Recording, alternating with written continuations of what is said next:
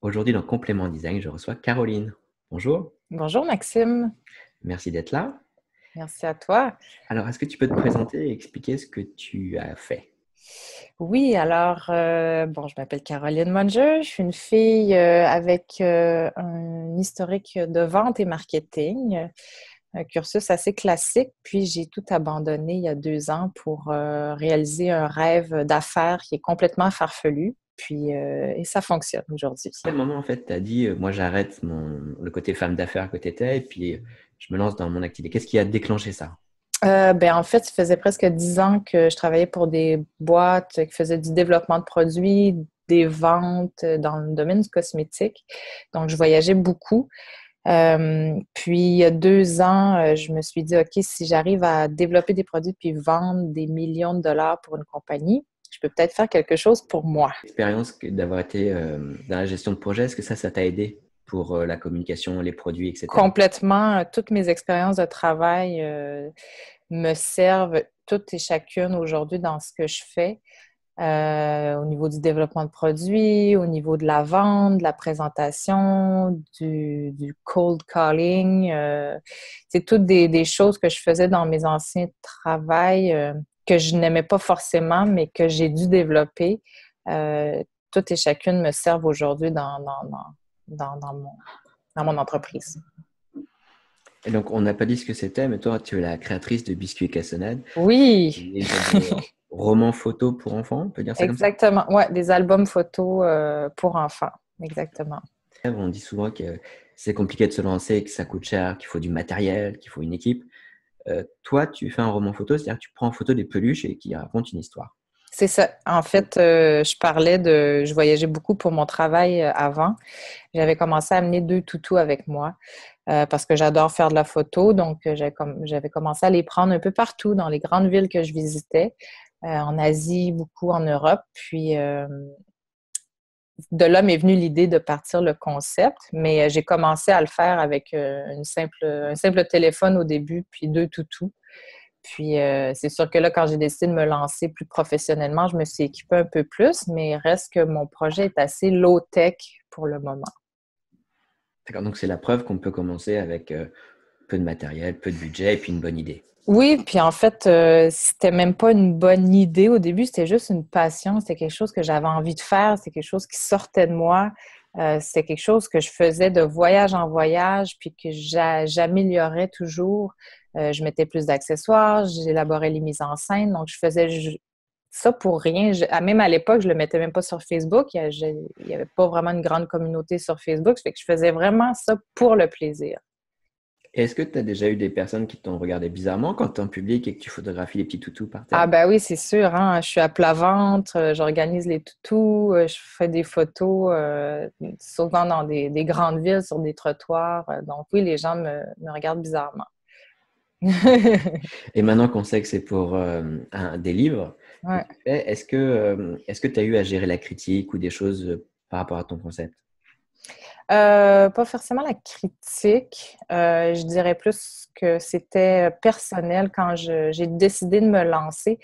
Moi, j'avais peur du jugement des autres. C'est pas que j'avais une réelle critique, mais j'avais peur que les gens pensent que j'étais devenue complètement folle en abandonnant ma carrière puis en me lançant dans un projet comme ça qui était quand même très risqué.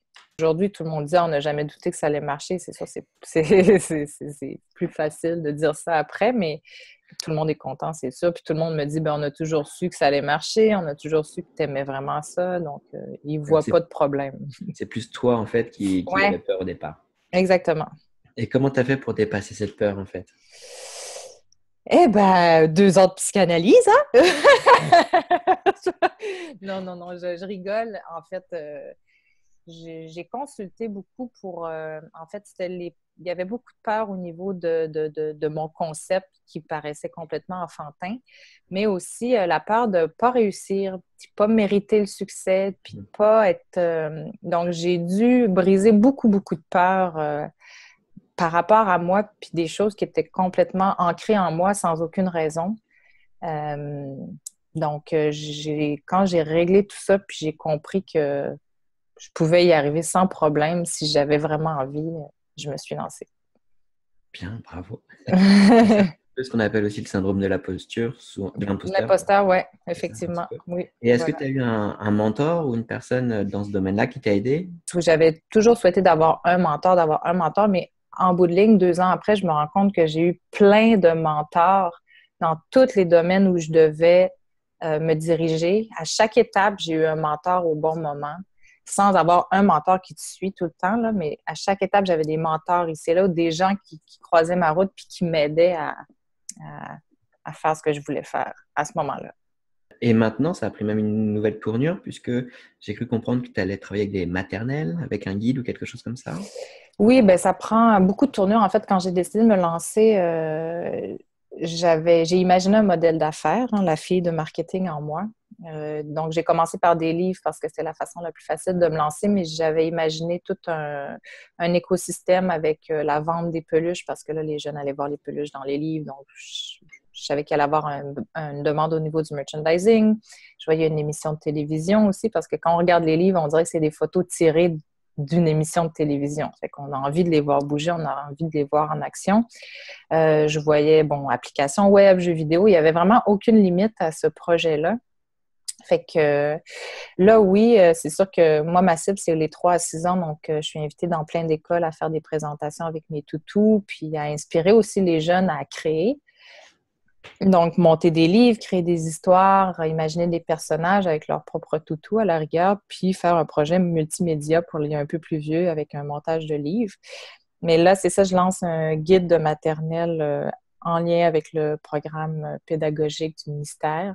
Donc, plein de jeux avec des autocollants pour s'assurer que l'enfant est bien à niveau. Et est-ce que c'est plus facile ou plus difficile de travailler sur un produit pour enfants ou pour un produit pour adultes, on va dire? En fait, c'est drôle hein, parce que quand je me suis lancée, j'ai pas vraiment réfléchi à créer un produit pour les enfants. J'ai créé un produit qui me plaisait. Donc, j'ai jamais vraiment... En fait, je me suis vraiment fait plaisir. Puis, mon objectif non plus, c'était pas d'aller dans les écoles. J'avais jamais pensé percer ce marché-là. Mais là, je me rends compte qu'aujourd'hui, les profs utilisent beaucoup mes livres puis me font venir dans les écoles. Puis, ça répond vraiment à un besoin en classe.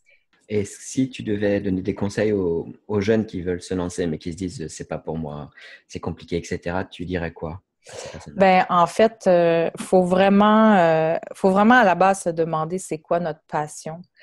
Puis quand je parle de passion, c'est pas un passe-temps. C'est pas quand tu sais souvent dire moi j'aime voyager, mais si tu voyages toujours, toujours, toujours, au bout d'un moment, tu te tannes de voyager. Mais c'est quoi là, vraiment ta passion que tu ferais 24 heures sur 24 sans jamais te tanner?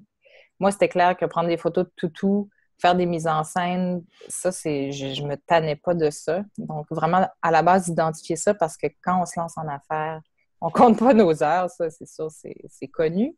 Mais faut vraiment aimer ce qu'on fait aussi. Il